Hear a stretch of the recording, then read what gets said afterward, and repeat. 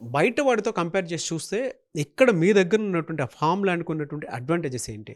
ఎందుకు మీ దగ్గరే తీసుకోవాలి? ఫస్ట్ వచ్చేసరికి లొకేషన్ అడ్వాంటేజ్ సార్. మాది మా ఎంటైర్ హరితవనం 40 ఎకరస్ ల్యాండ్ కూడా బీదర్ హైవేకి ఆనుకోనుంది. NH 161A. సో, 500 మీటర్స్‌లో పోలీస్ స్టేషన్ ఉంది. 1 ½ కిలోమీటర్‌లో ఎంఆర్ఓ ఆఫీస్ ఉంది.